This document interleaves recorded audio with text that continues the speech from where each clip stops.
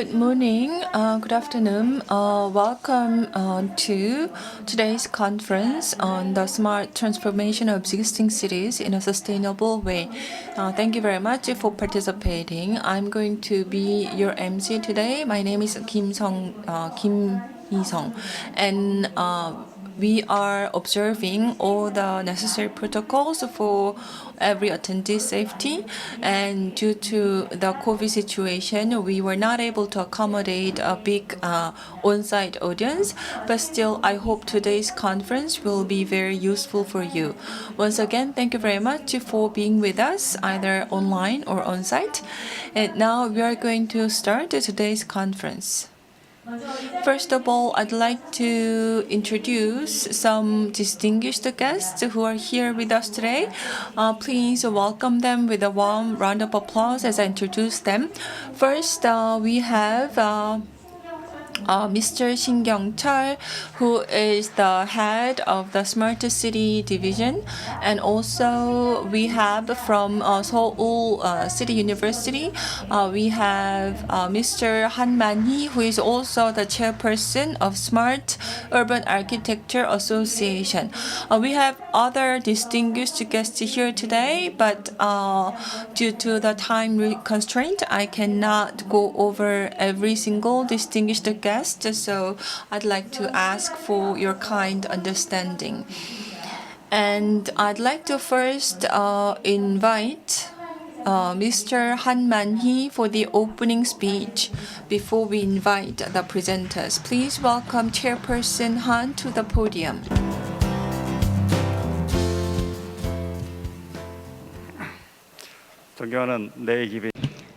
Distinguished guests, ladies and gentlemen, I would like to welcome you all to the World Smart City Expo 2021. And especially my gratitude goes to Mr. Jose Carlos Arnal, who is the former vice mayor of Zaragoza in Spain. And I would also like to thank the head of the UN Habitat Vietnam.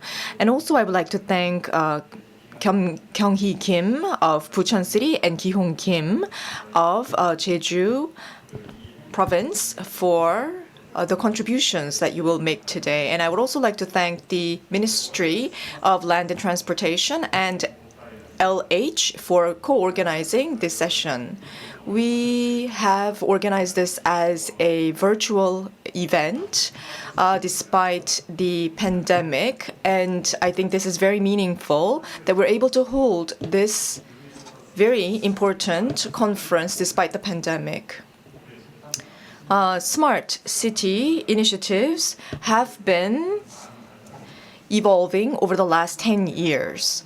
Smart technologies and high-tech services are being introduced into the Korean cities. Smart city can address the environmental issue and also social issues that accompany rapid urbanization.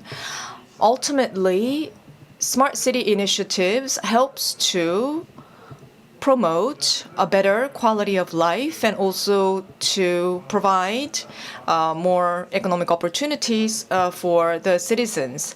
And many local governments have been launching smart city initiatives and smart town initiatives in order to take advantage of these potentials. And I think smart city has become a common objective for many stakeholders across Korea. And Bucheon, actually in Korea, there is the Smart Challenge competition in which many cities in Korea are participating. And there are many projects and plans that have been launched on the concept of smart city. The public and private sectors have worked together in order to further this vision of smart city, and we need to come up with more effective strategies in order to make our visions a reality. And in this regard, the discussion that we will hold today will be very meaningful and helpful, and I hope many effective solutions will come out of today's session. And I hope Korea's smart city vision and strategies can also be highlighted so that other international participants of this conference will learn from Korea's case. And I hope that everyone participating will gain a lot of insight into the potential of smart city initiatives. And I would like to thank you all for your attention. Thank you very much, Mr. Han. Without further ado, I would like to invite Mr. Kyung-Chul Shin, Vice President of Smart City Division of Korea Land and Housing Corporation, to deliver the welcoming remarks. Please welcome him with a warm round of applause.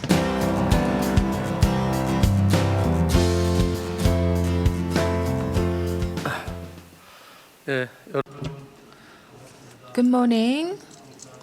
I am Kyung-Chul Shin, the Director of Smart City Division at the Korea Land and Housing Corporation. I want to thank all the organizers today, particularly Chairperson Han Man-hee, for organizing and sponsoring this conference despite the difficult COVID-19 changes. And also, I want to thank today's presenters, Professor Jose Carlos Arnal and Mr. Eung Nguyen Quang from Vietnam. And also, I want to thank Ms. Kyung-hee Kim from Bucheon City and also Mr. Ki-hong Kim from Jeju City for their presentations. And also, I want to thank all the other designated panelists as well. And I also want to thank all the responsible officers from the Ministry of Land, Infrastructure and Transport for their support and help to organize this event. Despite the challenging circumstances, it is a great pleasure to see the opening of this important conference.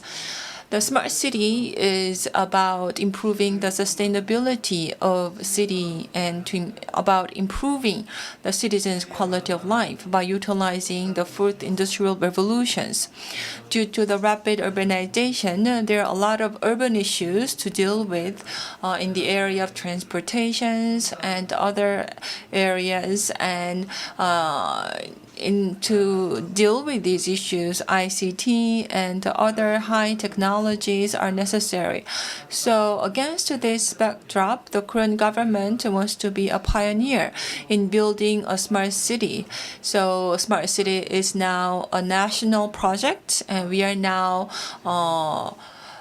implementing a pilot project in certain cities in Korea, and we are seeing already good progress.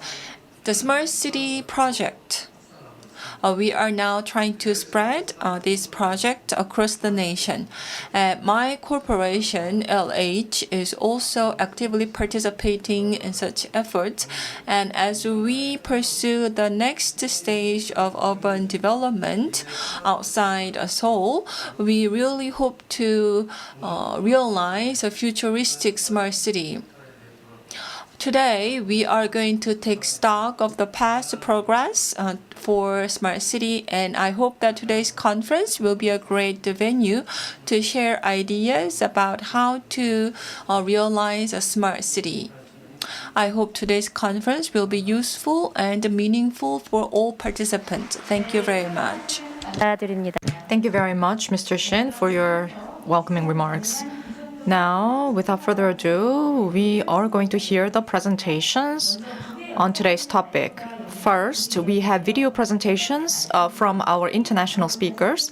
Our first presenter is Mr. Jose Carlos Arnal, who is former vice mayor of Zaragoza City in Spain.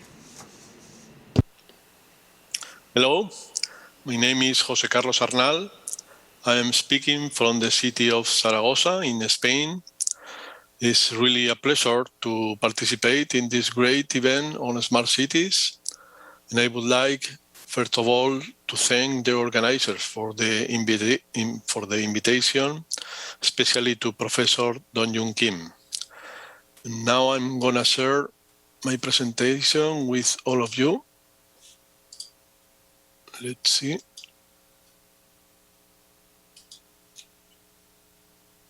I think now it's okay.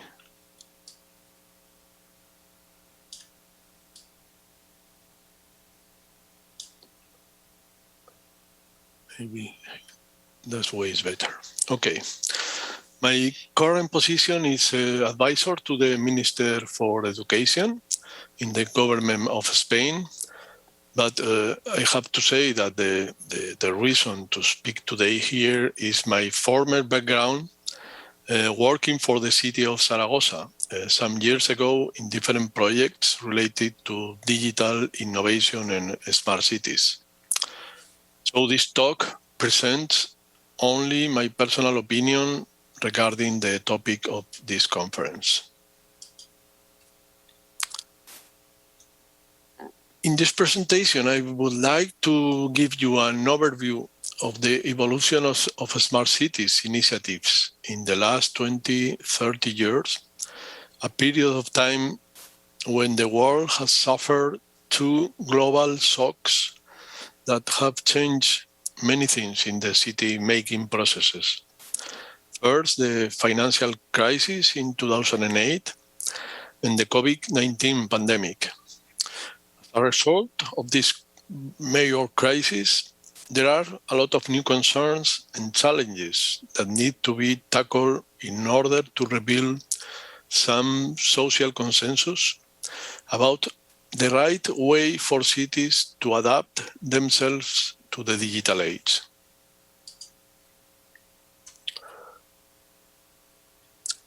In order to make a fair assessment of the evolution of smart cities initiatives, it is interesting to remember why we wanted smart cities.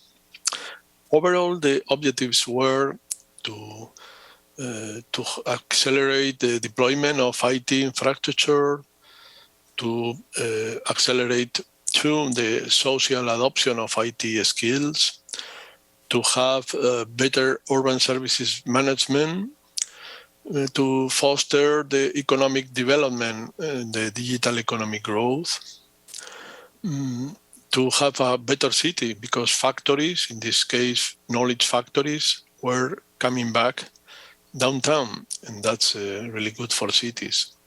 In the end, the bottom line of all of these initiatives were to create urban innovation ecosystems, what some experts call the milieu innovateur. We'll see later which of them have been achieved. It's important to say that I'm using in this presentation the concept of smart cities in a broad sense that includes all urban projects related to these objectives in the last 3 decades, whatever was the specific name in every case, being technopolis, digital cities, smart cities, innovation district, etc. We also have to consider the new economic, social, and politics scenario created by the Great Recession of 2008 that had a huge impact in the everyday life of cities and citizens all over the world. Some of these effects were the loss of trust in governments and politicians, the rise in inequality, a strong social demand for newer ways of participation, the growing fears because of the ubiquitous surveillance technologies and the new instruments for political manipulation. Remember, for example, the case of Cambridge Analytica. So we could see a social mood less positive for a smart cities concept, because for many people it was seen as the way to gentrify neighborhoods, forcing some people to leave.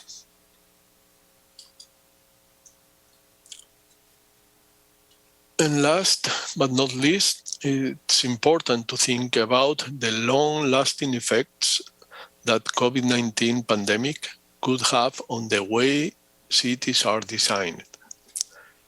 We can advance some of these potential effects. For example, the digitalization of everyone's life is a full reality now. The urgent need for an effective e-administration or to have resilient infrastructures, including digital ones. We see changes in mobility and in the organization of the city spaces because of the remote working phenomenon. And finally, there are a lot of signs that tell us we are entering at a new time where the urban mantra will be make green pedestrian bike streets. As an eloquent example of this, we can look at the case of Paris in France that has created green pedestrian areas surrounding every school in the city. And the mayoress of Paris, Anne Hidalgo, has announced she wants to transform the Champs-Élysées, probably the best well-known avenue in the world, in an extraordinary garden.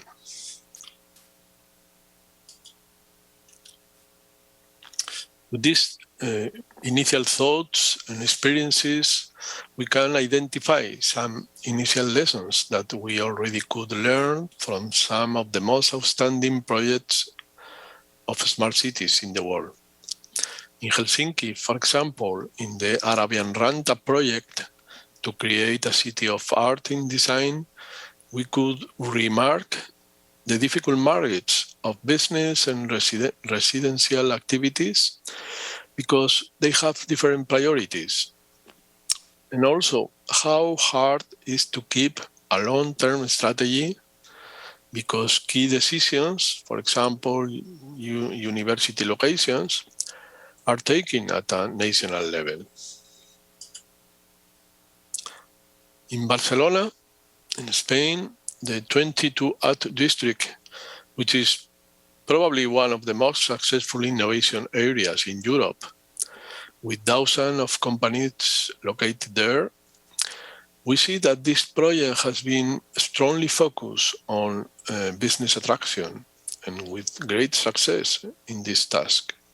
But the social approach has been weaker, and this is causing a political issue. Citizens demand more social apartments, more green areas, community facilities, etc. The mayor of Barcelona, Ada Colau, has said that technology is not enough to make a city, and she wants to have a more balanced mix of activities there.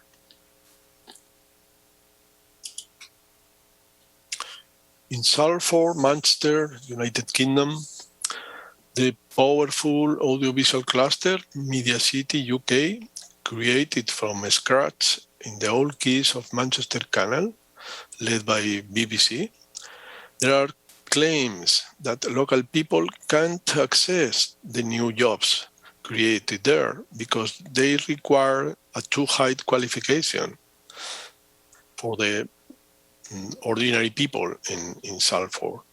And housing is not affordable for most of people in the area.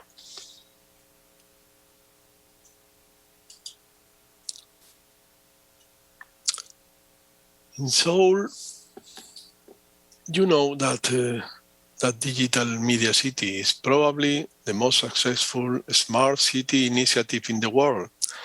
And it's a great cluster of digital content for Asia Pacific.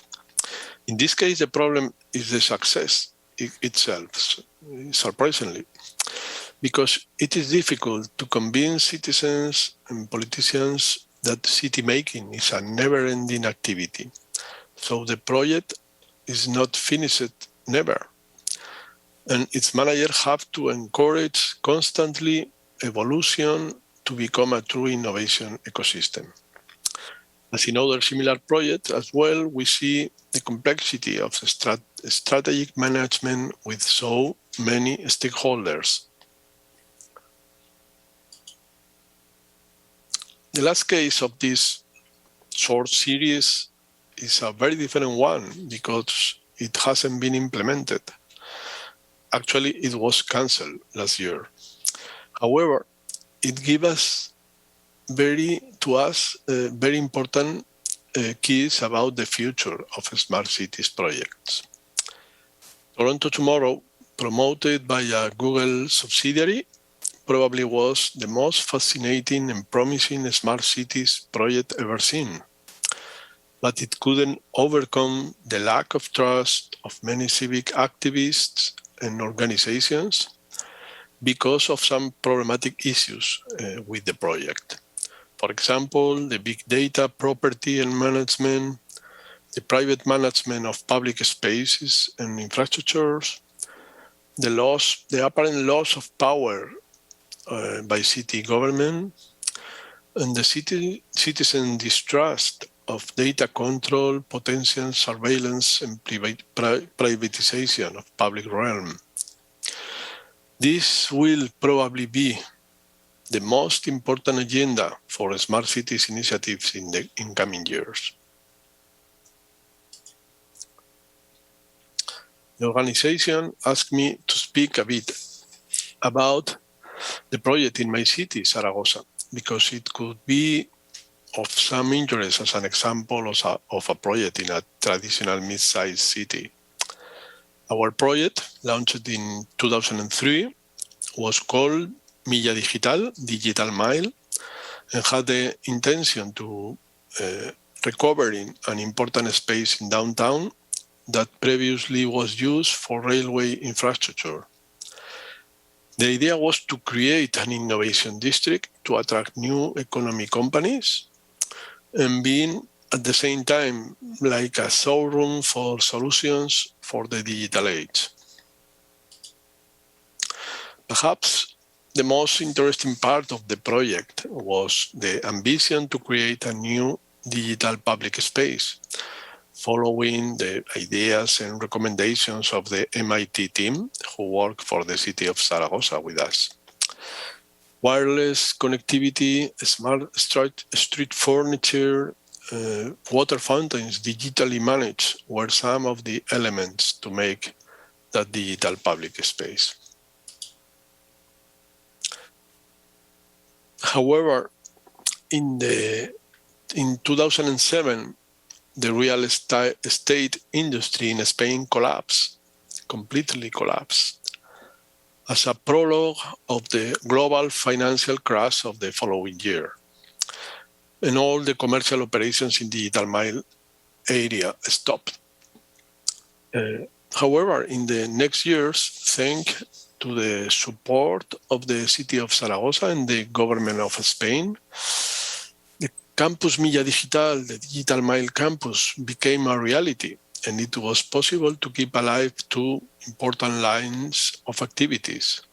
First, the construction of new infrastructure for digital innovation, culture, entrepreneurship, creativity, and so on. And what we call the social infrastructure for innovation, that's to say, organizations, programs, laboratories, business incubators, etc. The most important milestone in that year was the construction of the Utopia Center for Art and Technology, a new type of facility focused on digital culture. We had there the opportunity to engage many new stakeholders in the processes of innovation in the digital age. Not only technologists or scientists, but also kids, artists, citizens, teachers, entrepreneurs. And for that, there were 11 innovative laboratories managed by the University of Zaragoza, but open to any citizen. So in the end, there were some of the key elements to activate an urban innovation ecosystem, as formerly was described. Besides of Utopia Center, the CaixaForum Cultural Center, Digital Water Pavilion, or the CM Business Incubator. And next year, in 2022, the Bridge Pavilion designed by the architect Zaha Hadid for the Expo 2008 will be the permanent site of the Mobility City project. More than 10 years later, real estate is back on track in Digital Mile, as you can see in this recent picture. However, it's really meaningful that innovation activities and real estate are now completely decoupled, completely separated, and nobody seems worried about it. This is something to think. A few things are clear to me right now about the project in general. It is almost impossible to keep alive after several years the political momentum necessary for smart cities projects. It's better to know it. And there is no place for this project in local agenda right now.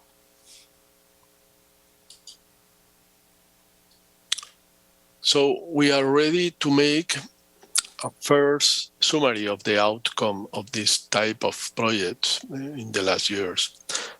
Maybe the general idea could be that maybe there were too many great expectations with the smart cities, because we know now that there is a growing concern with data privacy and protection policies.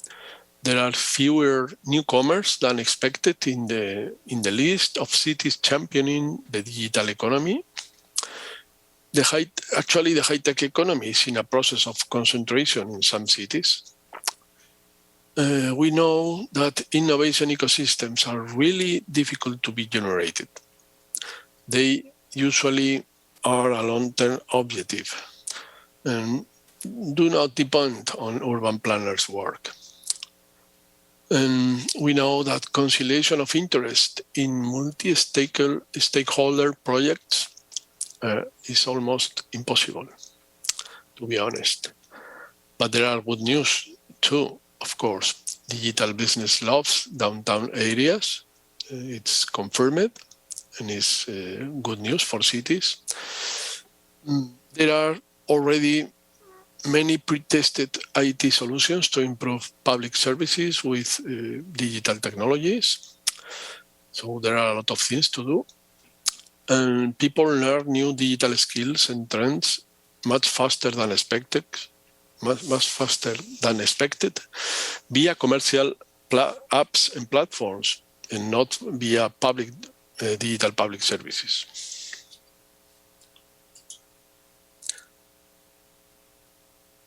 There are even signs of that cities are making a new approach to the smart cities initiatives. For example, we can see that American cities using big data are doing in recent years something like back to basics. For example, giving priority to earn the trust of people, or fighting against any bias of inequity or discrimination with the big data and artificial intelligence, and listening first to citizens previously to design the digital public services. Is a bit surprising, but is good news.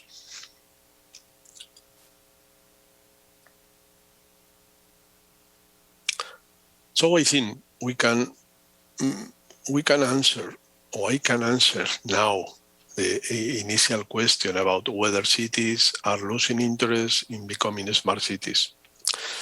I think the answer could be not exactly. But smart cities initiatives will have to be smart in a different way, going beyond technology, in the sense of making open, inclusive, sustainable cities, and taking into account things as the following, maybe.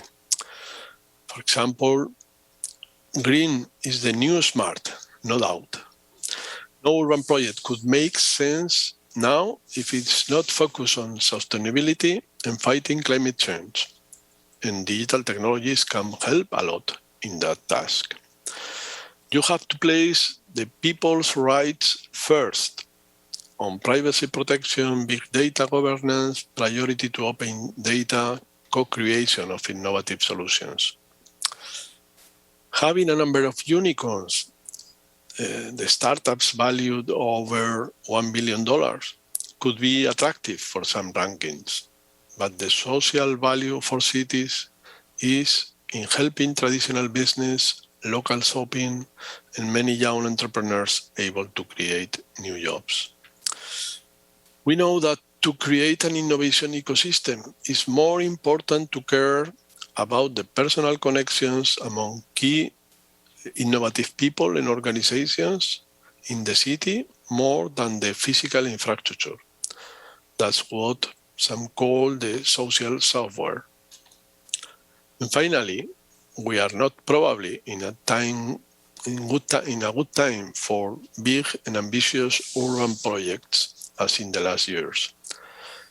Today, it's more urgent to keep sidewalks in good condition, to plant more trees for shadow in our small squares, to recover some space in our streets from the tyranny of cars. So in the end, I would suggest that every urban project has to move towards a new digital urbanity based on some of these ideas. So thank you very much for your attention. I'm sorry because I had to go too fast in some slides. If you are interested, I think it will be possible to access to the presentation via the web of the event. I have to say also that many of the ideas of this talk come from a new book that it will be published in Spain in a few days with the title Open City, Digital City. Unfortunately, only in Spanish version for the moment. So to finish, thank you very much again. It's been an honor to have this talk, and I'll be glad to get any feedback from you via email if you are interested in any issue regarding the presentation. Bye-bye. 네, 발표. Thank you very much, Mr. Jose Carlos Arnal. I would like to ask everyone to I would like to thank Mr. Arnal for doing the presentation. 도전. And next speaker is going to talk about the smart city development and opportunities in Vietnam. The speaker is Dr. Nguyen Quang, a UN Habitat Program Manager in the Smart City. Distinguished guests, ladies and gentlemen, it gives me immense pleasure to join on today at the Conference on Sustainable Smartization of City to address issue of smart city in Vietnam. Thanks for giving me an opportunity to speak at this important event.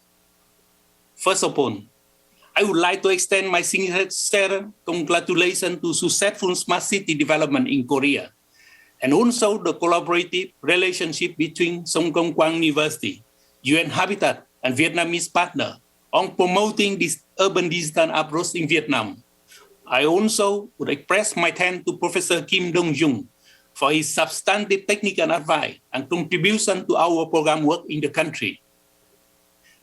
The overall objective of this forum, as I have learned, is to promote the adoption of smart city approach, strengthening the exchange of international knowledge and experiences for more effective and efficient sustainable urban development and management.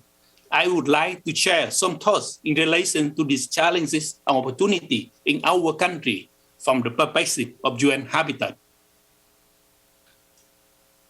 The world is rapidly urbanizing. In 2008, the important milestone of more than 50% of the world population living in urban area was reached, a figure that estimated to rise to 70% by 2050.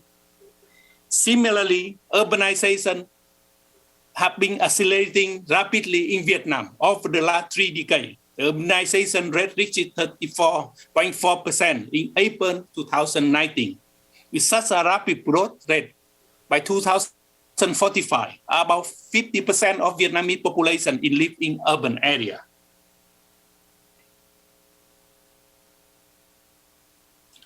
Like in other countries, cities have proven to be main engine of economic growth, as about 70% of GDP is generated in urban area. Economic growth is strengthening the city and require more effective management, increases financial resources, improve human resources, and more effectively urban authority institution.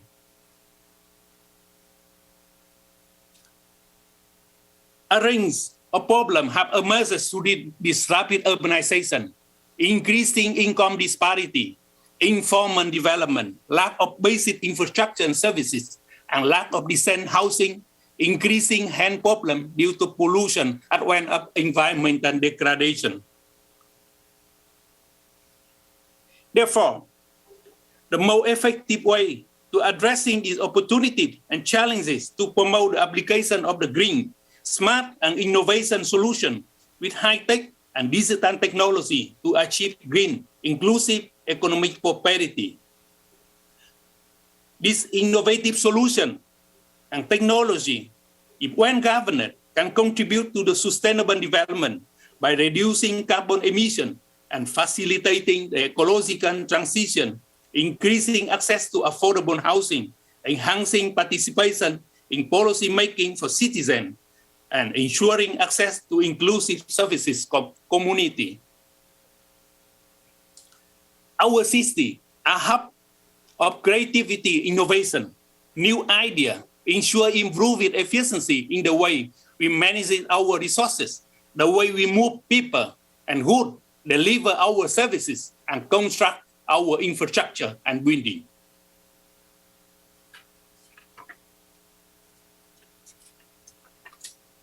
However, this requires new policy and legislation, new skills and attitudes, new institutional arrangement and new rules and procedure taking into account the cross-cutting issues such as the mainstream of climate change, resilience, the gender responsiveness issue, the human rights-based approach, and demand differ between large city, small city, and rural area.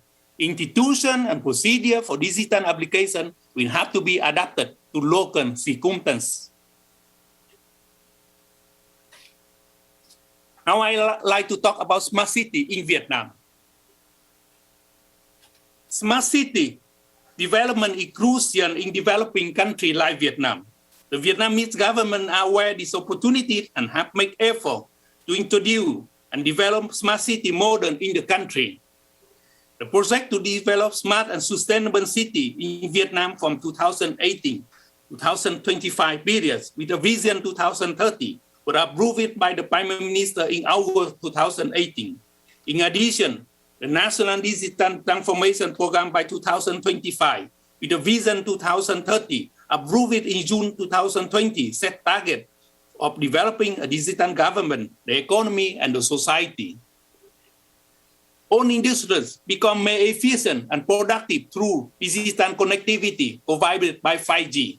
And this is the foundation of smart city. So Vietnamese strategic decision to target high-tech foreign investment clearly provide a significant and compelling platform for continued growth.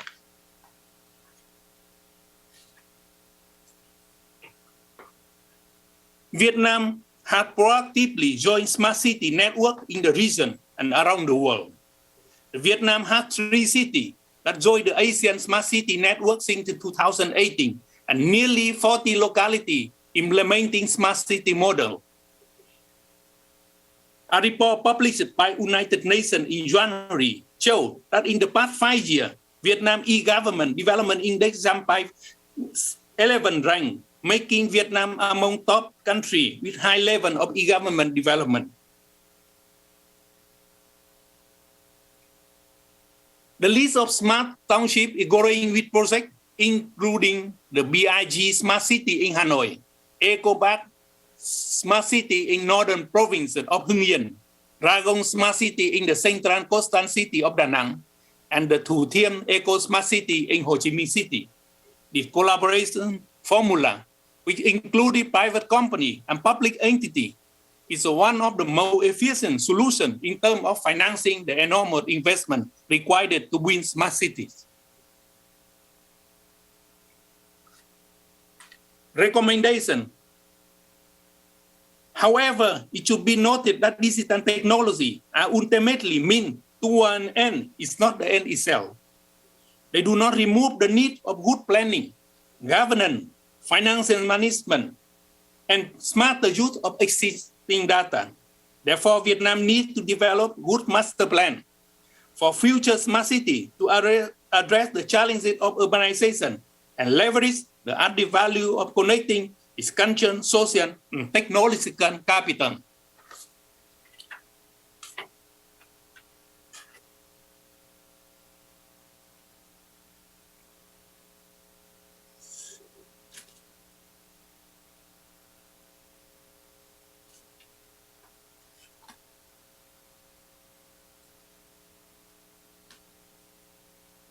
Many smart technology should become available more wisely and make more affordable so that they can reach those have so far been left behind.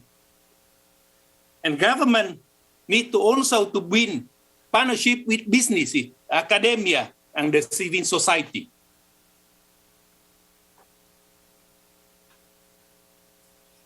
Culture and innovation are creative capital that have direct implication in various dimensions of development prosperity. They require a creative process that is embedded in the way urban centers operate. It is for entire society to contribute with its own power of imagination and creative transformation. And they have to be encouraged, properly established, institutionalized, and legitimized.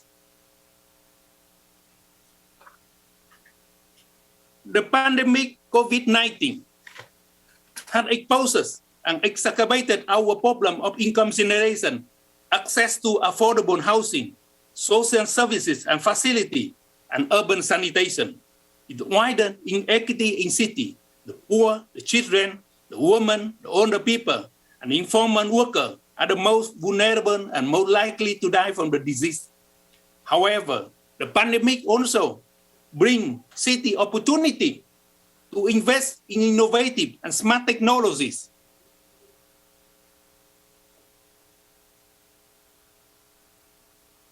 Such as the artificial intelligence, robotics, Internet of Things, autonomous vehicle, 3D printing, nanotechnology, biotechnology, material science, energy storage, and quantum computing to improve the quality of life and the social and economic condition of our citizens. In addition, Vietnam should seize this moment to deliver on the commitment to sustainable development by investing in cleaner and more resilient form of renewable energy that we create lasting solutions, reducing the risk of future crises and adequately mitigate the impact of climate change. The role of United Nations. The United Nations is the essential platform where all relevant actors can come together, share policy expertise, and explore possibility of smart city. UN strategy on sustainable urban development highlight digital transformation and new technology as one of the four frontier issues that require patient, coordinated response. The new urban agenda calls for the adoption of smart city approach that makes use of opportunity for digitalization, clean energy, and technologies. By bringing knowledge and unique global urban perspective to the digital transition, the UN habitat, and more specifically and generally, the UN can create new capability for local government to move the discussion about smart city beyond technology, link it to implementation of the urban dimension of sustainable development goal, particularly the SDG 11 and the new urban agenda.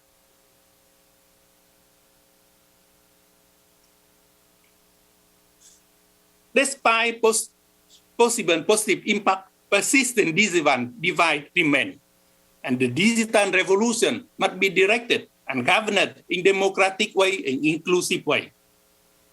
Therefore, UN Habitat advocate the approach of people-centered smart city, which emphasize making urban digital transformation work for the benefit of all, driving sustainability, inclusivity and prosperity, and the realization of human rights. It enabled smart city and their partner to make serious and deep contribution to a field is often focused in technology itself and not sufficiently focused in inclusion, ethnic quality of life, human rights, and achieving the sustainable development goal. What is the expected people-centered smart city? The people-centered smart city comprise of 3 dimensions. And the policy transformation, mainstreaming people-centered, sustainable, inclusive digital transition as critical policy topic in high-level political forum. It also focuses in financing digital and urban innovation, increases investment financing for people-centered smart city to accelerate the achievement of the SDG. The digital empowerment and capacity building enhances capacity of government at all levels to adopt people-centered, privacy enhancing, and right preserving approach to digital technology for inclusion and sustainable urban development.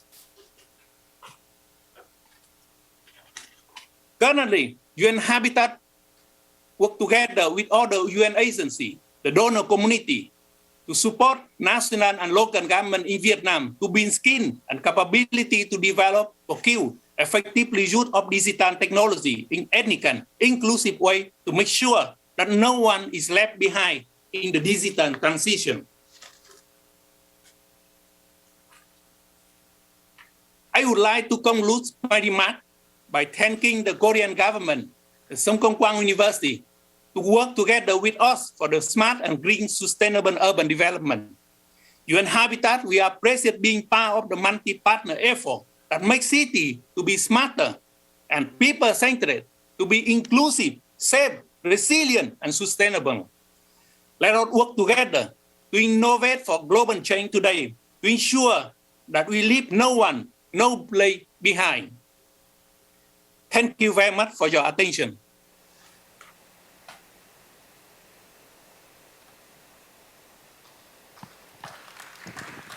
네, 발표 잘 들었습니다. 앞으로 스마트 Thank you very much for your presentation. I look forward to seeing smart city development in Vietnam. Thank you very much, Dr. Ung Wen Quang, for your presentation. Now we are going to hear presentations based on the Korean smart city development examples. The first Korean presentation will be delivered by Kyung-hee Kim of Bucheon City, and the title will be Smart City Challenge of Bucheon.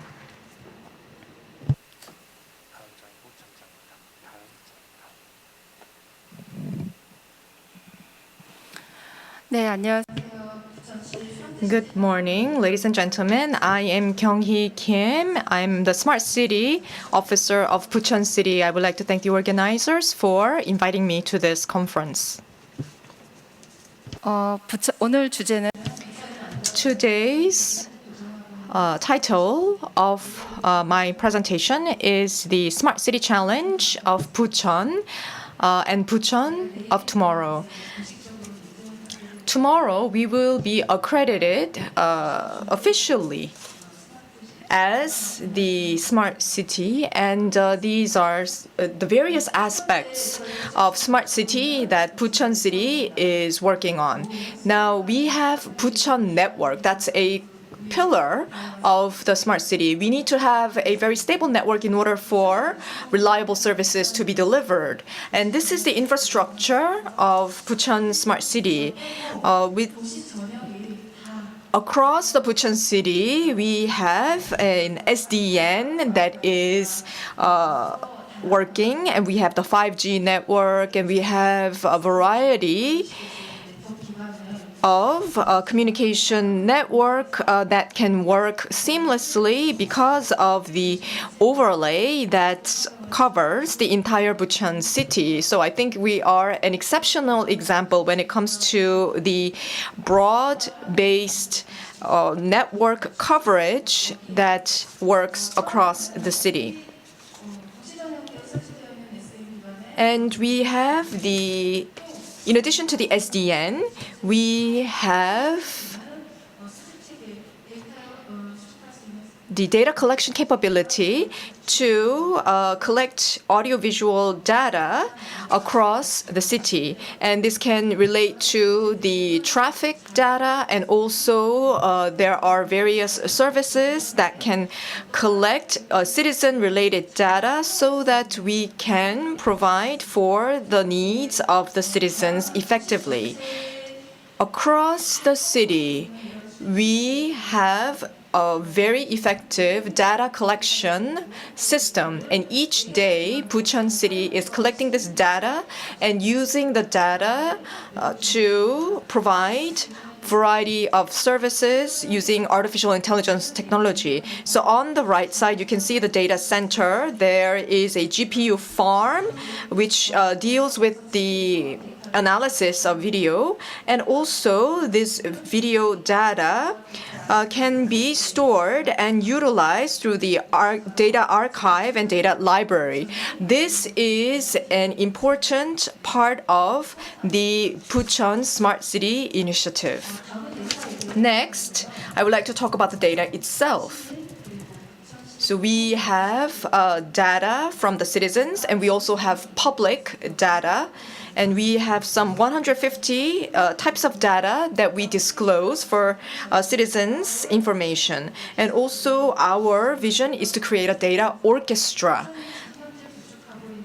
By building a very resilient and secure data governance, we want to provide the right kind of infrastructure where the data is effectively used. I'm sure everyone has used the smartphone many times this morning, and the telcos are accessing a lot of your data, and they process this data and they are selling the data for their own benefit. And there's a lot of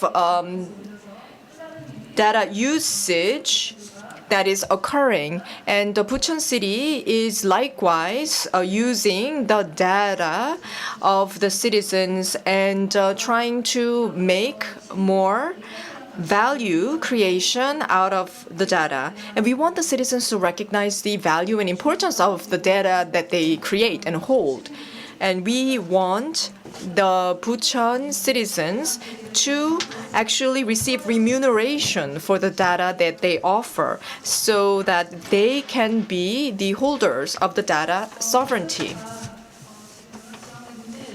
Bucheon City is focusing on improving the lives of the city citizens.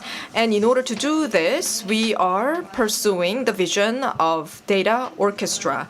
And we are going to create a citizen assistant app which can help citizens access very smart services. And we want to improve the quality of the life of Bucheon citizens.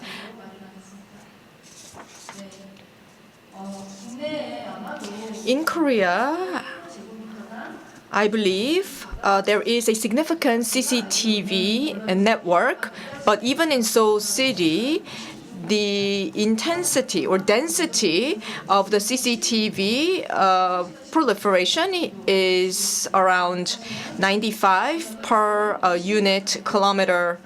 square kilometer. But in the Bucheon City, we have 240 CCTVs per square kilometer. So our density of the CCTV network is far higher than bigger cities in Korea, and we monitor the human traffic in the city and also the vehicle traffic in the city. So we have a very, very dense network of CCTV that help us get a panorama view of the flow of people and also flow of vehicle traffic.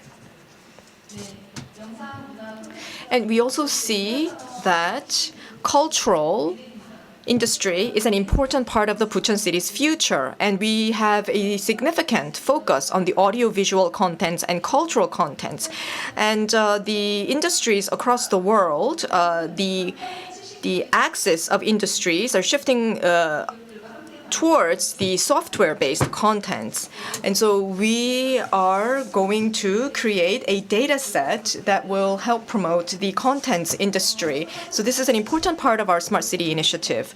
And there's another project that we have. NIA has a lot of projects about AI-related projects. And Bucheon City has a project that is on the NIA list. So we have the AI self-learning dataset project. So these data relating to the transportation and epidemiology, all of these data can be run through the AI machine learning so that more useful data sets can be created and services can be developed. And of course, we are working to determine to what extent this data will be provided for free or provided at a fee. Now, I would like to talk about the Bucheon City's AIDC, Artificial Intelligence Data Center. Many cities have similar artificial intelligence data centers, and they're co-working with the private sector. And we want to also establish a scalable artificial intelligence data center. And this is currently underway. And next year, we will be able to open the AI data center and start operating it. And there are a lot of video data about traffic, about vehicle and human traffic. And also there are the data coming from the crime prevention and monitoring centers. And also there are audiovisual and cultural contents coming from the audiovisual park located in Bucheon City. So all of these different data will be connected to the AIDC, which will be launched next year.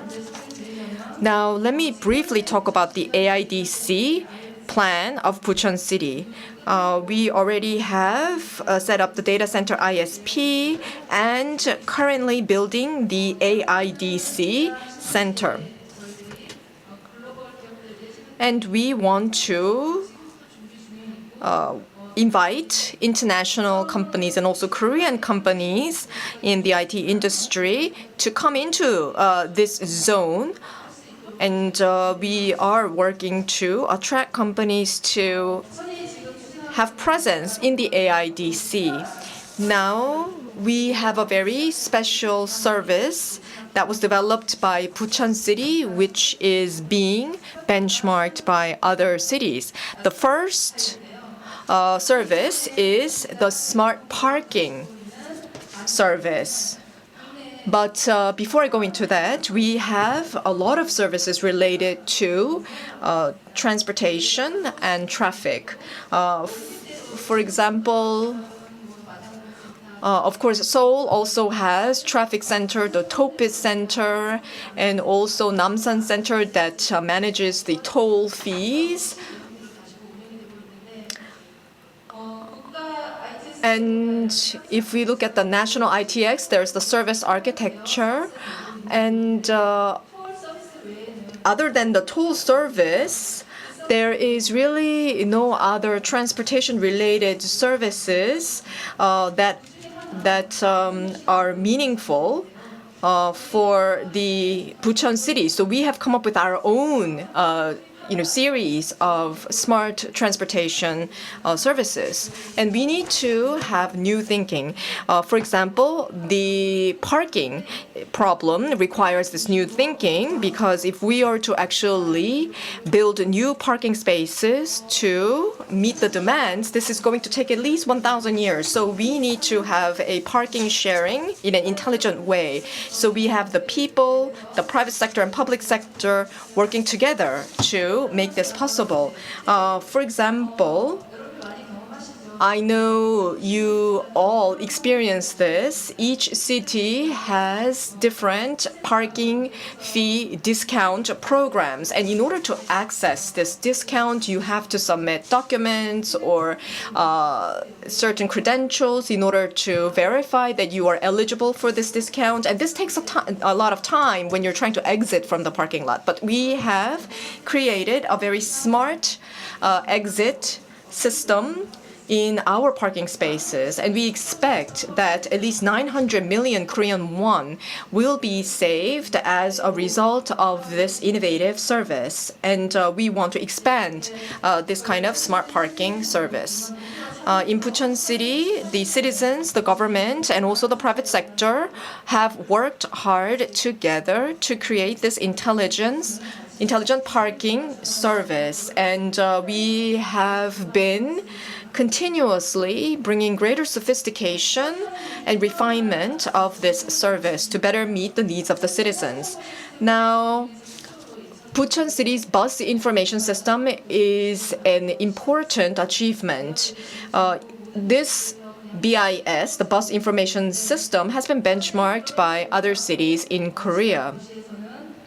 And yet, other cities often do not have a dedicated center for managing the BIS and the dedicated resources to managing this. So Bucheon City has been helping the various cities in Korea to manage remotely the BIS. So we have this monitoring, sharing for other cities with less resources to run the BIS on their own.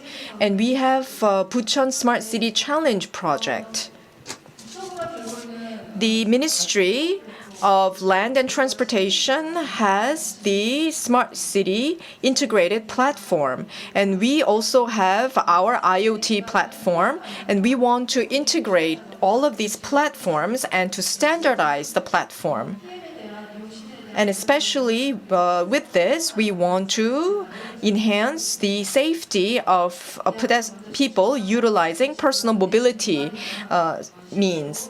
And by the end of next year, we will be able to do a demonstration of this service. And this service will probably be serviced through the integrated operation platform they're working on with the central government.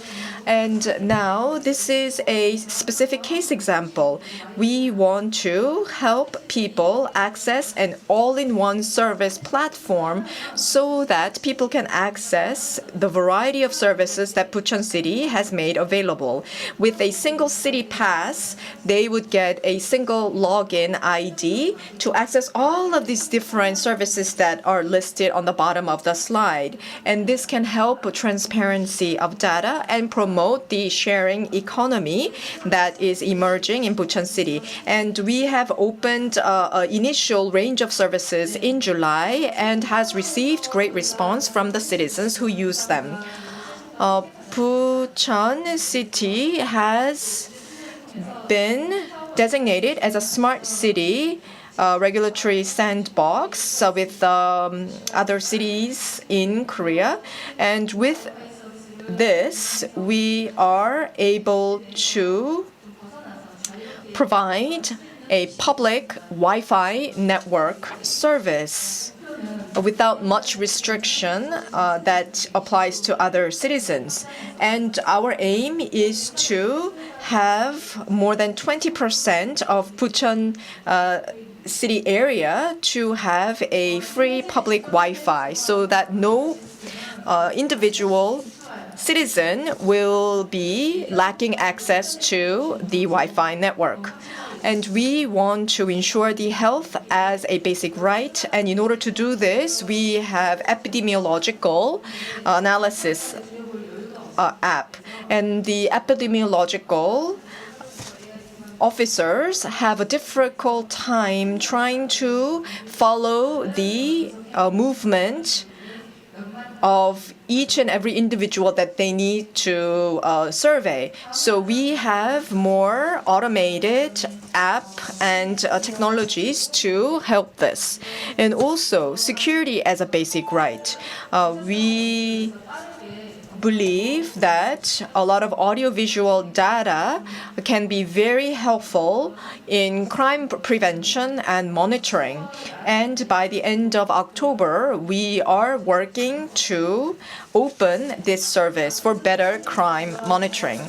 All of these services that I have outlined today can be accessed by a single mobile device. And almost everyone has a mobile device. And so for the citizens of Bucheon, they will be able to utilize this variety of services with the single city pass that will sit on their mobile device. And citizens often talk about the digital divide, but in reality, there are many services available to them that they had not known and they often have difficulty accessing. So we have created the Bucheon Smart Sharing Center, in which there is a living lab and citizens can get together to share information and also learn about how to better use the advanced services the Bucheon City is providing. And this center opened in May. The first of it opened in May, and we aim to build at least 12 such centers across Bucheon City. So we hope that the Smart City initiative will become a competitive edge for Bucheon City and its citizens. Thank you very much. Thank you, Ms. Kyung-hee Kim, for your insightful presentation. IT technology is very important, but I think the citizens need to be better utilized to utilize these services, and I think Bucheon City is making a lot of effort in that. So now we are going to hear about the Smart Hub establishment in an E3DA platform initiative of the Jeju province.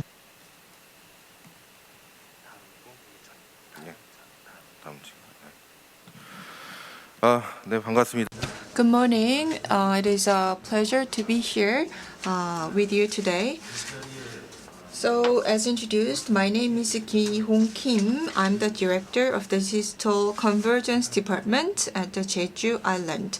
I want to thank the organizers for giving me the opportunity to present our Jeju City case.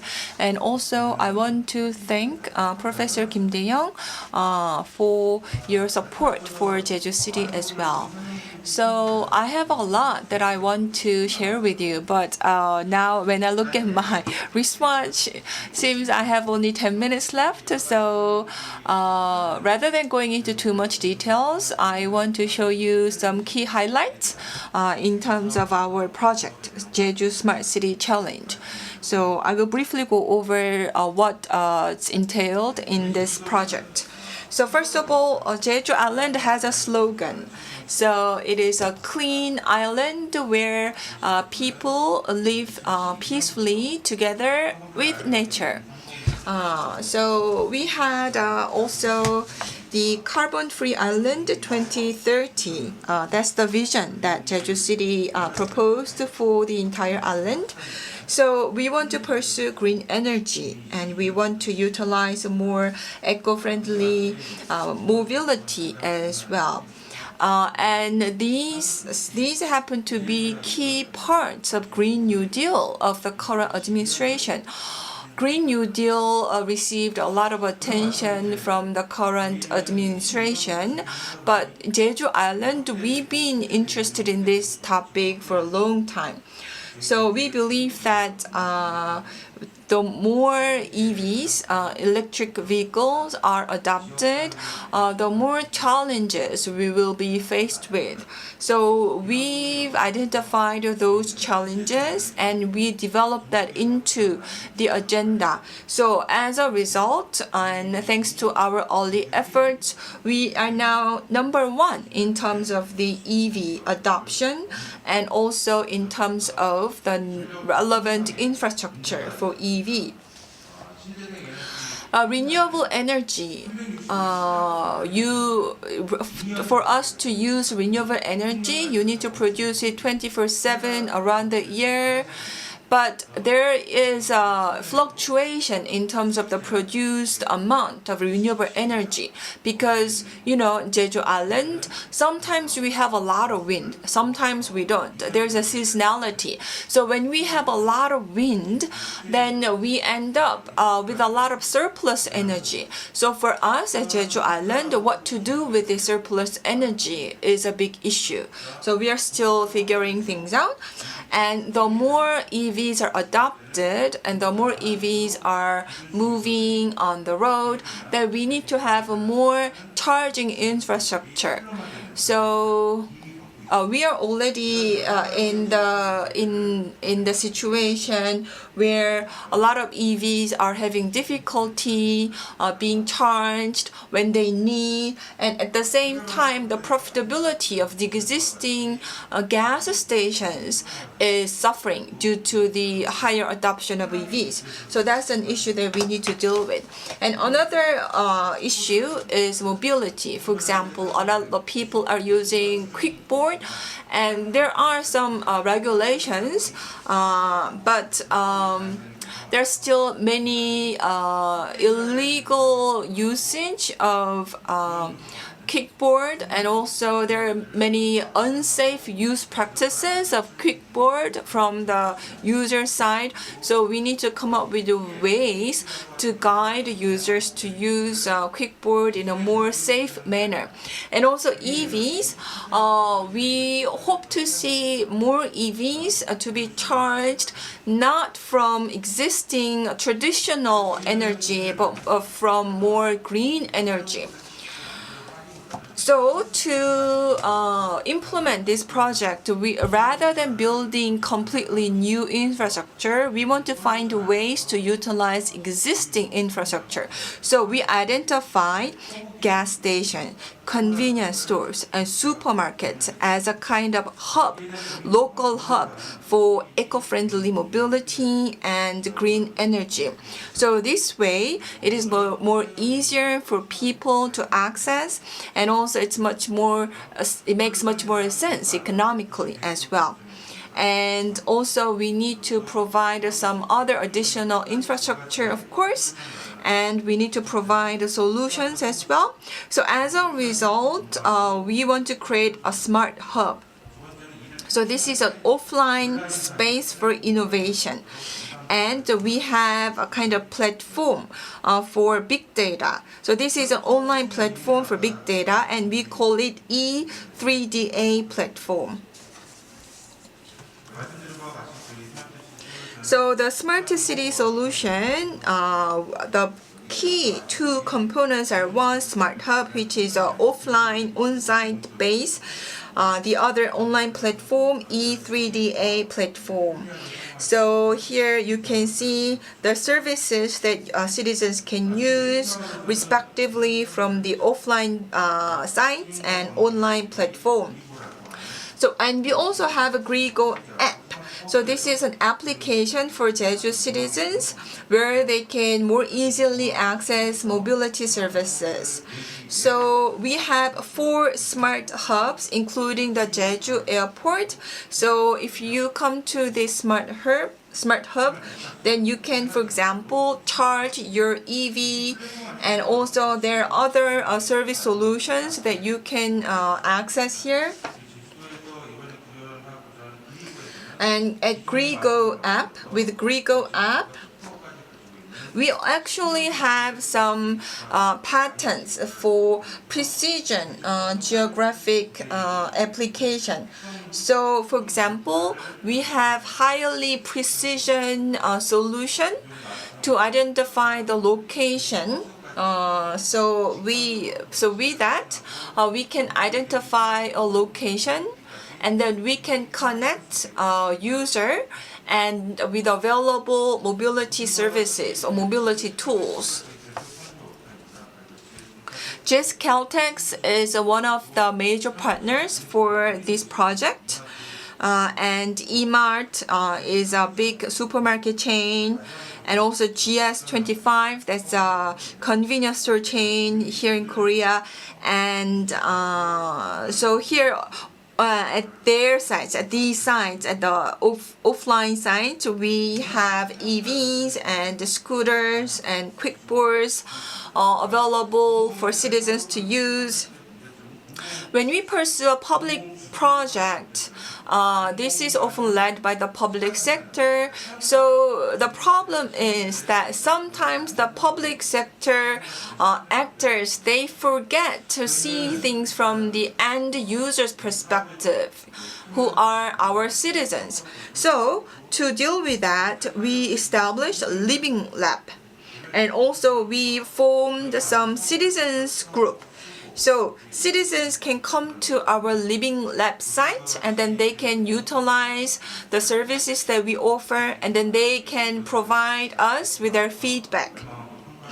So we let our citizens evaluate the services we provide, and we let our citizens let us know what needs to be improved. So here's a quick video of our project.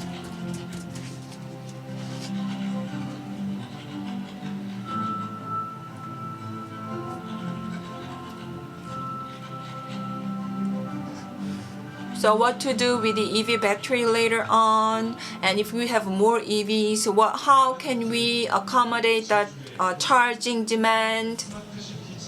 So we came up with the Smart City Challenge at Jeju. Smart City Challenge project. Through this project, we produce renewable energy and we use it for green mobility. To make this connection, we built a smart hub at multiple locations. At Smart Hub, you can charge your EV, you can charge or discharge V2G vehicle, and you can rent various eco-friendly vehicles.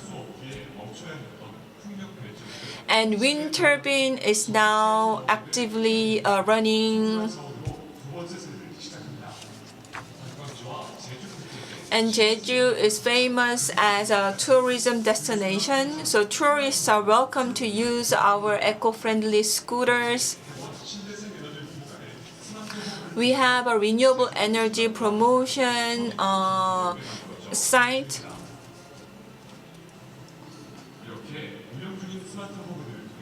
So on these smart hubs, we produce renewable energy, and the energy can be shared, can be connected with the various applications. And citizens are welcome to participate. So we have a physical site for civic engagement called Living Lab. And for our main project, we want to improve the efficiency of renewable energy usage. And second, we have Smart Hub at total 20 locations to make Smart Hub or renewable energy more economically feasible and profitable. And we have an E3DA program. So that was a short video. So it was short, but it really introduces all the key components of our project. So basically, we want to improve on the existing services, and we want to increase the number of smart hub sites as well. And we want to make these green mobility more stable and safe. And this is the kind of the operation plan for Smart Hub for each type. And we also passed the regulatory sandbox offered by the Korean government. So even though we have this kind of existing infrastructure, the local Jeju government does not have the full freedom to utilize it freely because they are national infrastructure. So, but now, since we passed the regulatory sandbox, we are now given more discretion as to how to utilize the infrastructure. And here, so as a result, a lot of citizens and local communities actually participate in the green energy infrastructure, and they can actually make some profit from that system. And this is actually one example of a smart hub. This is an ultimate kind of a convergent smart hub. We call it Smart Plus Hub. So inside this hub, we have energy hub, mobility hub, and also this hub is about security, safety, and eco-friendliness. Living Lab, we are going to increase more Living Lab. We are not going to decrease the number of this site because this is where citizens can actually come in and give us their feedback about the whole project. And Green New Deal is Digital New Deal. It's not simply doesn't simply stop at that. So we don't actually have separate views on Green New Deal or Digital New Deal. We have a more comprehensive view for these two projects. So we actually want to see a human element in it. So we call it a Smart City Challenge. So Smart City Challenge is a really broad concept. And here we want to connect infrastructure and the policies and eco-friendly energy, renewable energy. And of course, for social security network, we want to improve upon our social security network as well. So Jeju Smart Island is going to be pursued based on digital technology. As I mentioned many times, we've already built various smart hubs. We are going to have more hubs, and each hub might have a different priority, different key component. So all in all, we want to make it accessible and easy for citizens to use these services and these hub sites. So for example, we want to build a smaller size hubs as well, so that the smaller sized hub can be established at local neighborhood. So far I've been briefly talking about the Smart City Challenge projects that we are pursuing in Jeju.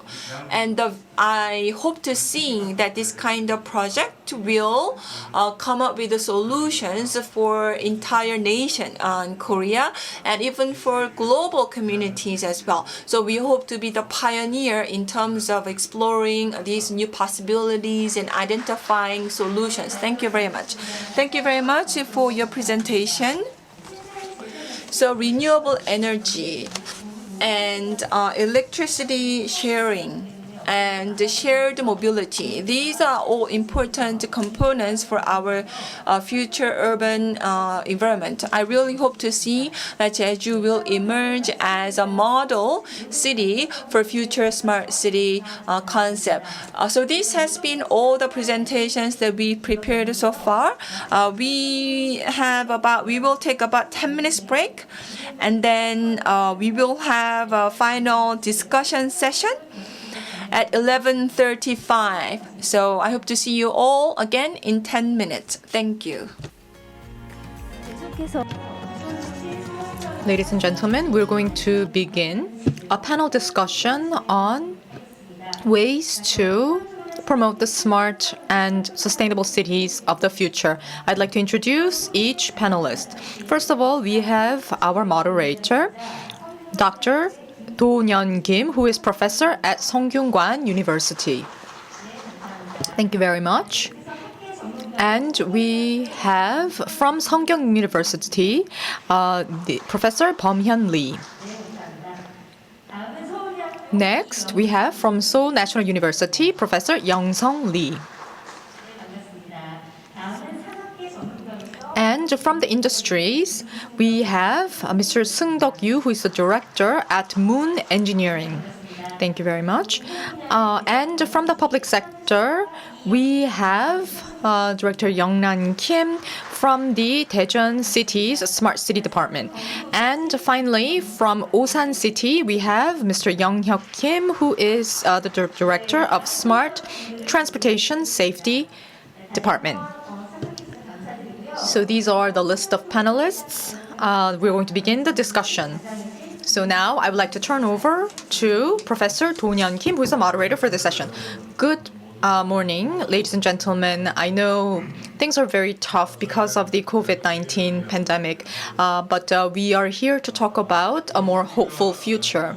OECD has recently published a research report which noted that cities with smart city infrastructure is able to attract the younger generation, and by the late 2022, these cities with smart city capabilities will be able to recover to pre-COVID levels. And so we can expect that the gap between the cities that have smart city infrastructure and those that do not will widen. And we will see significant changes in our lifestyles because of the smart city capabilities. Cities will, I hope, recover its pre-COVID situation, and OECD has made a very hopeful forecast of cities' resilience when they do have smart city infrastructure. Now, smart city initiatives can provide alternative solutions to deal with epidemics, environmental concerns, and traffic congestion and other problems. We have heard from Mr. Jose Carlos Arnal from Spain and Dr. Nguyen Quang from Vietnam. And as you have heard from the two speakers, Korea's smart city includes a very successful example in the digital media city. And the developed nations can benchmark the digital media city, but also we have very good examples in Bucheon City and Jeju Province, which can be benchmarked by developing economies. And we are looking towards the future, and whether we recognize that or not, the future is really close at hand, as we have seen in the presentations that were delivered this morning. And we need to work together and share ideas about how we can solve the many problems that cities across the world and in Korea face. And I hope that our panelists can do a very good job of keeping to their time limits when they make comments. Now we are going to talk about the smart city implications for ecosystems. And Professor Young-Sung Lee of Seoul National University has done a lot of research in this regard. Hello, I'm Young-Sung Lee, as introduced. So I listened to all the 4 presentations, and they were very interesting for me. So from the Spanish presentation, it really caught my eye. The really global companies, they prefer certain cities because of what the city has to offer. I think that goes the same for Korean companies as well. So maybe sounds like a threat to provincial cities far away from the Seoul metropolitan area. But I hope that this can motivate various cities to improve themselves. And Vietnam presentation was also very interesting. And also personally, I was quite impressed with the Bucheon City case and Jeju City case. So I want to focus my comments on these two cases. So first of all, I think that some topics of my personal interest really overlapped with these two cities, particularly Jeju City. In Jeju City, I think when we pursue a smart city, we of course need to observe the legal boundary. And then we were able to see that even though we were bound by the legal limitations, but still, if you really look into the actual local circumstances, there are areas where you can optimize the efficiency, and also areas where you can generate cash flow. So with this cash flow, you can also benefit citizens, for example. And so in a way, this could be monetary incentives for citizens who take their time to participate in this kind of initiative and provide their feedback. So this might seem, this seems to be a really good idea for me to develop further. And what really struck me from Bucheon City case is data, how to collect data and how to learn from the data. So that impressed me a lot. Tesla had an AI day, so I saw the whole presentation from Tesla, and I was pretty much shocked by the presentation. So I was really heartened to see the presentation from Bucheon, where they really focus on collecting data and learning from data. I think that can really present a futuristic model for Korean cities. But one thing I want to comment on Bucheon City is that I think that kind of data collection and analytics maybe cannot be single-handedly undertaken by the local government. I think it might go beyond the usual capability and capacity of the local government. So maybe if you work together with the more specialized private sector companies, it might be more efficient and might be more effective. So if you can form sort of an alliance with the private sector players, and in that alliance, if you collect the data and analyze the data, for example, Tesla has a Dojo system. So if we can come up with a Korean equivalent of Dojo system, then maybe we can have much more efficiently managed data collection and analysis system. And if that kind of data utilization generates some cash flow, that can also benefit civic participants. So maybe that could be one version of various versions that we can pursue in building smart city. Professor Young-sung Lee has commented about the Jeju province case, and he suggested that creating sustainable and profitable business models using the data can be very effective. And he also commented on the Bucheon City's potential for greater and effective use of data. And I hope that his comments can help further smart city advancement in these cities. Now, I would like to invite Mr. Bum-hyun Lee from Seonggyul University to make his comments. Hello, I'm from Seonggyul University. If I remember correctly, I think it was about 2 years ago when the Institute of Smart City and Architecture was founded. And there was a commemorative seminar here at the WSCE to celebrate the establishment of the institute.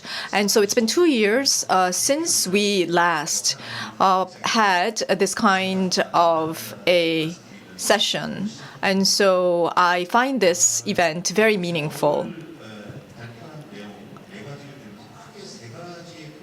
And I listened to the 4 presentations, and I have gotten 3 takeaways. And I think the objectives and goals need to be very effectively and precisely defined. And secondly, now this is about a Korean situation, and it is very important to link with other projects in a meaningful way. And the third point I would like to make is about the governance structure. And I was very impressed by the Zaragoza city case.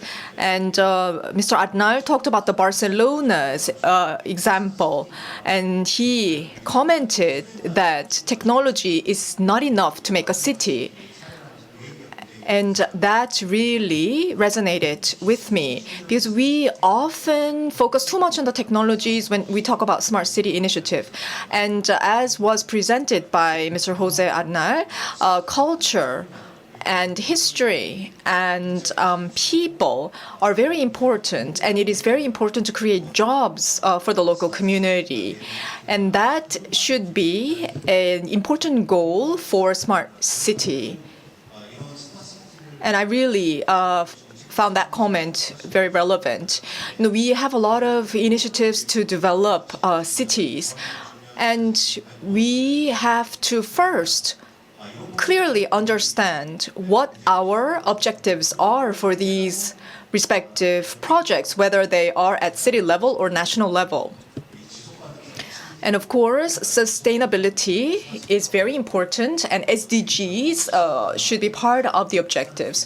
So Smart City need to contribute to sustainable development goals. And I think this is true for both Korean and international initiatives. So the presentations helped me revisit why we need to work towards Smart City. And I also think that it is important to think about more universal services. I mean, there are more specialized services, for example, to address the parking problem in Bucheon City. But we also need to think about services and solutions that have more wide-ranging implications.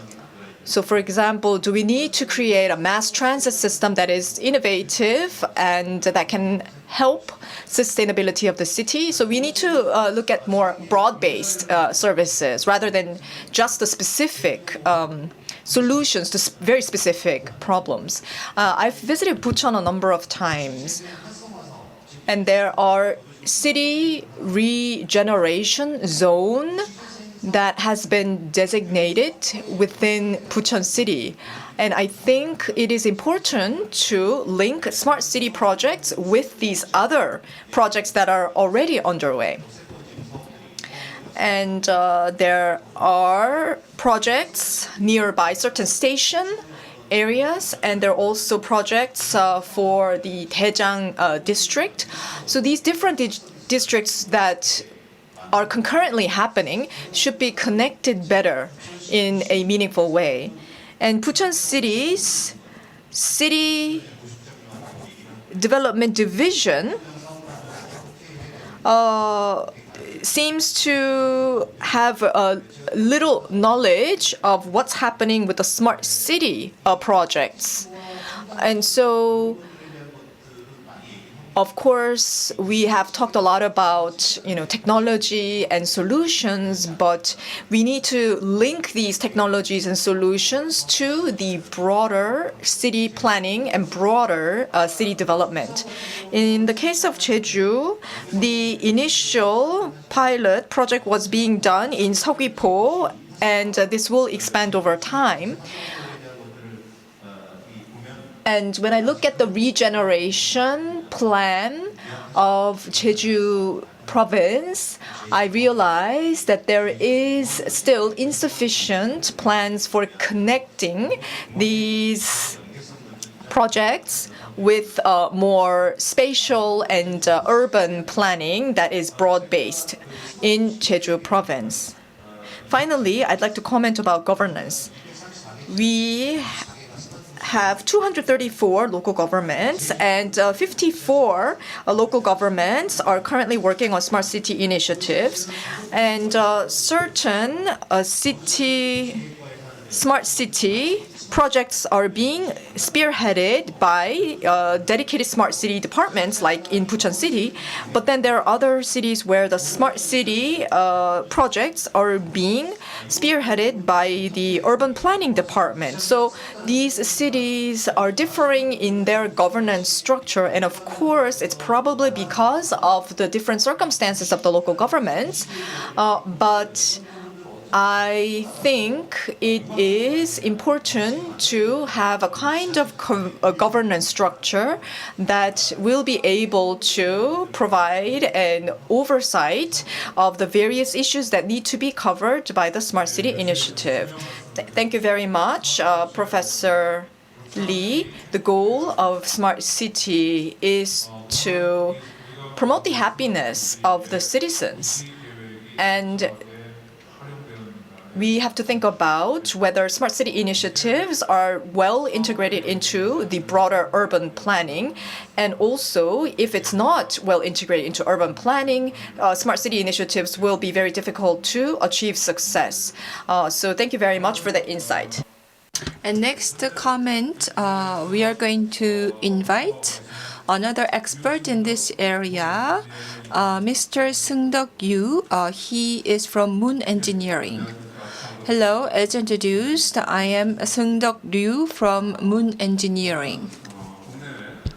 So I often see what government, both home and abroad, are doing in terms of utilizing a vacant lot of land to build smart city. And in that area, I deal with a kind of a development plan, actual land development plan, and obtaining relevant permits and licenses from authorities. So I've been doing this work for some time, and I want to share 3 points based on my experiences. First, in Korea, so we've been talking about and pursuing smart cities for the past 15 years or so. So what can be done better? And what kind of policy support is needed for better smart city in the future. So basically, my perspective on smart city is actually we want to increase something, whereas we need to decrease something. For example, we want safer and less dangerous city. So we want to amp up the advantages of the existing city, and we want to and reduce the disadvantages of the existing cities. So given that perspective, if I can share the first progress from Korea's smart city effort, this is also based on my own experiences.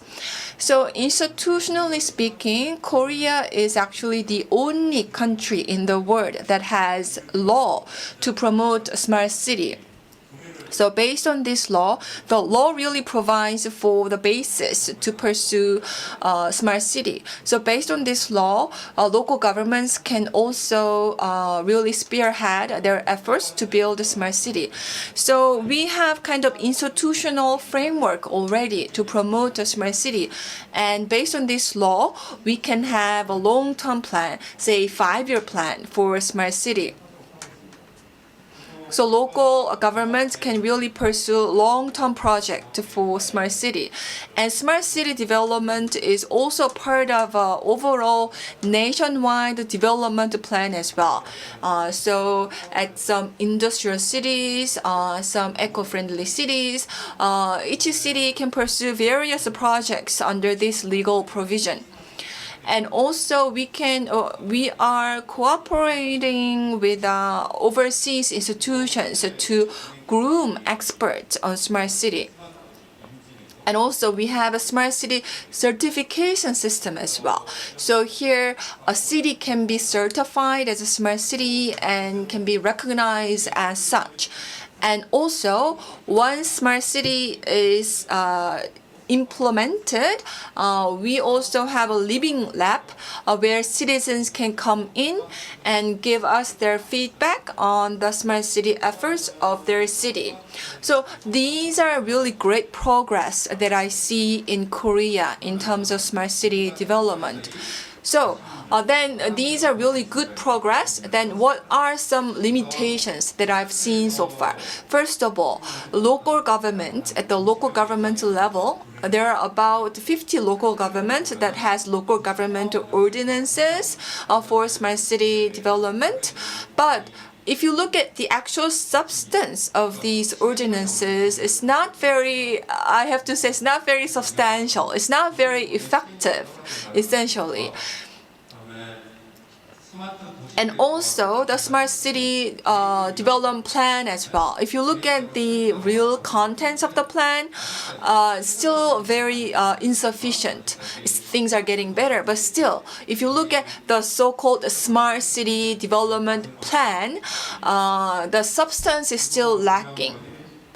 And also, local government's head, the head needs to take real interest in smart city project. I'm sure the head of the Bucheon City and Jeju City and all the other local governments who are represented here, I'm sure the head of these local governments are very interested in smart city. But other than that, there's only lukewarm interest in smart city. This also means that this translates into lack of cooperation among different local governments for smart city. So you might pursue smart city project, but actually you don't really monitor what's being done, what's going on. You don't really do like active maintenance services, operation services for smart city project. So that's one issue that I can see. And also, sometimes the local government, they announce public idea competition. So they ask the public, non-government parties to put forward ideas. So they get ideas and they might start some new project initiative, but then it stops. So there's not enough continuity. And another issue is that, again, sometimes the local government do not have enough authority to pursue smart city project more suitable for their local circumstances.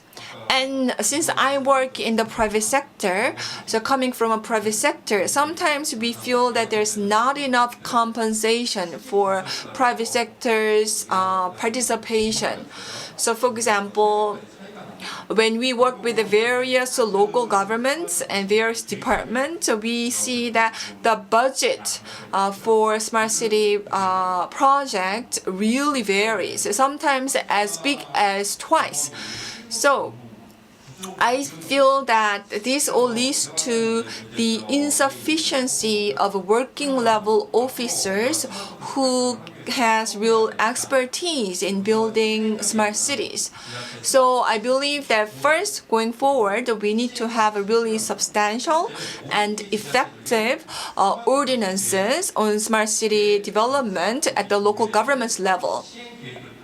And also, because I see no local government that has a actually substantial and effective ordinance to build a smart city locally. So that needs to be done. And also, as Professor Kim Do-yeon mentioned earlier, we are seeing now emerging discrepancy between cities that have a smart city plan and cities who do not. So some cities might have some basic infrastructure to pursue a smart city project, but some cities do not. So we need to rectify that as well. And smart city is typically takes up about 5-year plan. But again, this is not legally binding. This is just an option for a local government. I believe that it needs to be mandatory for local governments to pursue smart city, and they need to be mandated to have a 5-year plan, and that plan needs to be monitored and checked regularly by higher authorities, maybe, so that way we can ensure continuity. And also, once again, we need to affirm the head of the local government's commitment to smart city. Smart city can be done when the local government's representatives are really dedicated. So even though private sector might have the willingness and the capacity to build a smart city, if that is not matched by the public sector officials, then not much can be done. And at the local government level, maybe at a regional level, it might be beneficial to build a regional hub for a smart city. And that kind of regional hub can be a great way to facilitate private sector companies such as ourselves to develop human resources, to dedicate more resources to smart city as well. And of course, to the same effect, if we can be fairly compensated for our participation in the smart city project, that will also incentivize more private sector players to come in and participate. We are now talking about AI, drone, and some other high tech as well. We are all talking about adopting this high technology. But if you actually look at the budget plan put forward by the local governments, you don't see much money being dedicated to adopting these technologies. So there's a definitely discrepancy between rhetoric and actual money spent. So I hope that can be changed. And if that can be, all these can be rectified, I think that can be really solid foundation for further growth of smart city in Korea. Yes, Mr. Yu, since Mr. Yu has been working in the smart city area for long term, so he gave us a really tangible and really substantial feedback. So yes, I think, yes, the gap between expectations and reality, yes, I guess it's, in a way, it's kind of inevitable. 대전 Next, our panelist comes from Daejeon City. I would like to invite Ms. Youngmi Lee to make a comment. There are plans to Daejeon City is working to hold an event with UN Habitat as well. So I would like to hear a lot. Hello, I am a member of the Smart City Department of the Daejeon City, and I work on the Smart City Challenge in Daejeon City. In 2012, there was a project to build an integrated monitoring and control center at Daejeon City. When we first worked at this project, I faced a lot of challenges because there were difficulties in reaching agreements between Daejeon City government and other entities that are involved. And so there was a lot of challenge, but 10 years later, the center that we had created is really working effectively. And as somebody who has worked on that project, I'm very proud of that. And also, Daejeon City is part of the Smart City Challenge. And this Smart City Challenge it was launched by the Ministry of Land and Transportation in order to address the urban problems of transportation and other problems with the help of private sector technologies and solution. At the same time, the challenge helps to promote commercialization of various technologies that are offered by private sector. And Daejeon City has launched a pilot project in 2019, and we were able to get approval from the central government to get a budget for various services such as dust particles analysis service and traffic related services, and we are able to create a cloud data hub for accessing all these collected data and analyzing them for different services. There are actually 5 services that are part of this Smart City Challenge at Daejeon City, and each service is very unique, and I hope that these services will be successfully implemented to help to overcome the urbanization issues. And we also want the participating private sector to become commercially successful as well. And in April, we have opened our Smart City Challenge project to engage the citizens, to provide feedback and ideas. And we are opening a lot of data so that the citizens can continue to provide meaningful input. And Daejeon City, even after all the projects are complete, the Daejeon City will be dedicating the right to continue the projects and the businesses that arise from it to the private sector for them to benefit from it and them to manage.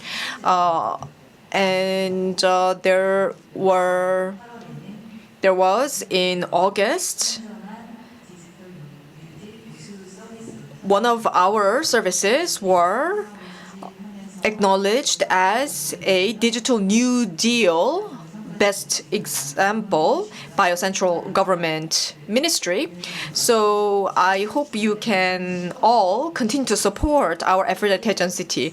And in October next year, the UCLG conference will be held at Daejeon City. In 140 countries, 240,000 cities are part of this alliance of UCLG. And the General Assembly theme is to create a sustainable smart city. And I hope you can all join us in Daejeon next year at the UCLG General Assembly. Thank you very much. I hope perhaps we can hold the World Smart City Expo in Daejeon next year. And perhaps we can have the Daejeon City make a presentation there because it seems like there's a lot of best practice there. And now I'd like to invite Mr. Young-Suk Kim from Osan City. And I'm really sorry because we are now sitting between the last commentator and the lunch break. So I will be very brief. So I'm from Smart City Traffic Division at Osan City. So when we talk about U City, I want to say the U here means you, Y-O-U. So it means it's a city for you citizens. So and also livable city is a smart city. So smart city essentially needs to be a place where it is pleasant to live in. So we are here together to talk about what smart city is, what are the challenges to establish a smart city, Well, I've been working in this area of U City. So back then, in 2006, we called it U City before we talked about smart city. So I've been working in this area for over 10 years from the local government side. So now we have a lot of kind of a community or consultative body, consultative board with members from the academia, such as the professors present here, and also local government officers as well in the consultative body. So based on my experiences, I want to share some points. First, when you need to educate government officers, well, I'm a government officer as well, so you really need to emphasize that this project, the U City project, needs to be really long-term and really needs to be continued into the future. I've been emphasizing ever since I got involved in this field. So as a result, Osan City was able to have a longevity of this project. So a lot of training was done over the years to train really experts among local government officers. So once again, you need to groom experts among the local government officers. So that's also kind of my request to any relevant authorities to provide and to put together such a training sessions.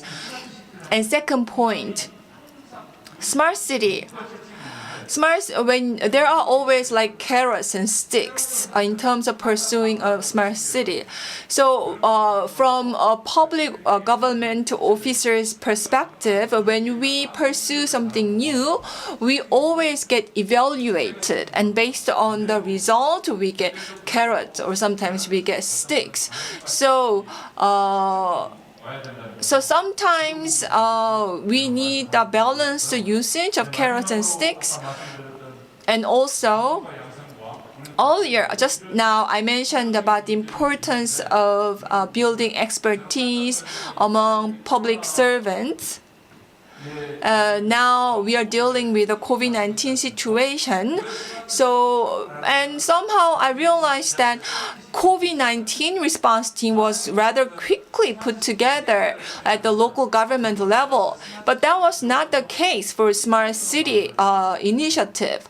I think if we've done that for COVID-19 response team, we can do the same thing to pursue Smart City project.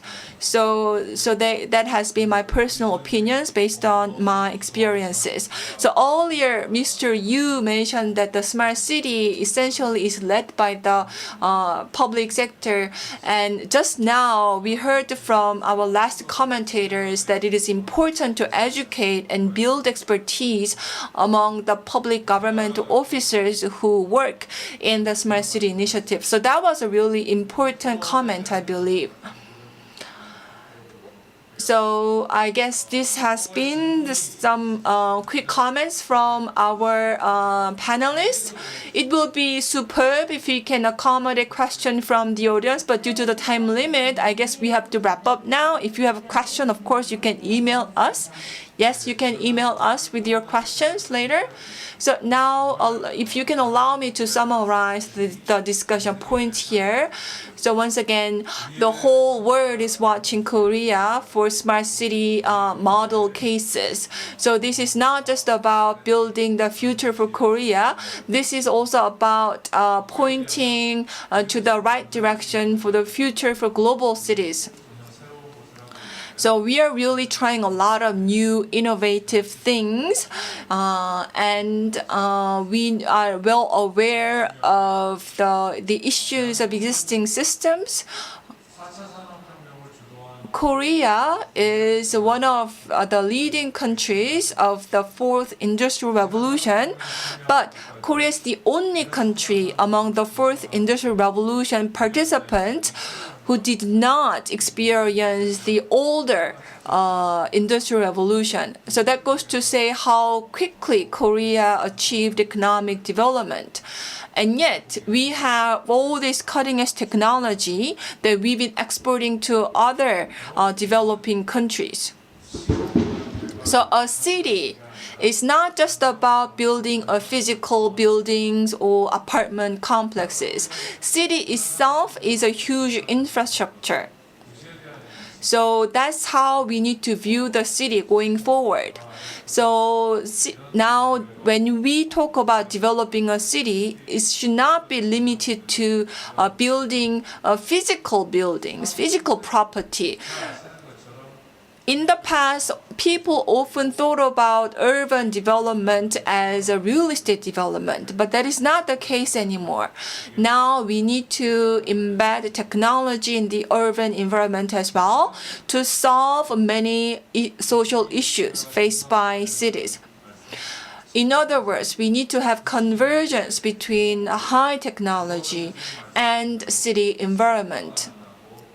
That way, we can have a really viable businesses, and that way we can really have commercialized services, meaning that we can generate cash flow, and these services can be sustained economically. So to that end, we need to foster experts both in the public sector and in the private sector. I think that was the most important message. Because at the end of the day, we need to build a people-centered city. In the past, when we talked about urban development, we were focused on visible economic outcome. We focused on fossil fuel energy. But now we need to be more advanced than that. We need to deal with actual problems faced by the current urban environment. And we need to be able to satisfy new urban needs.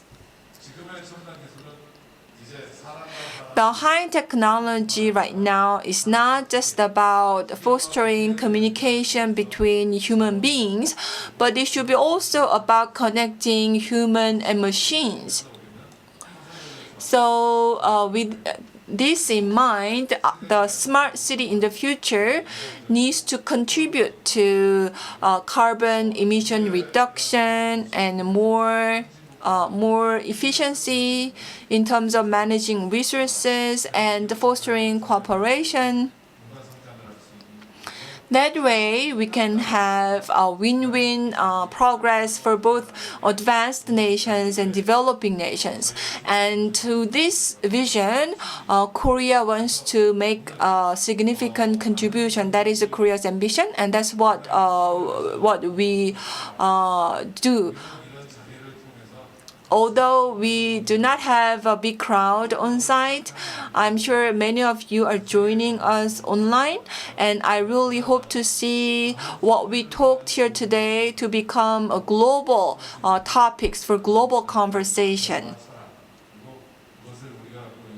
And I hope that this will really be a great opportunity to develop a more refined philosophy and approach about smart city.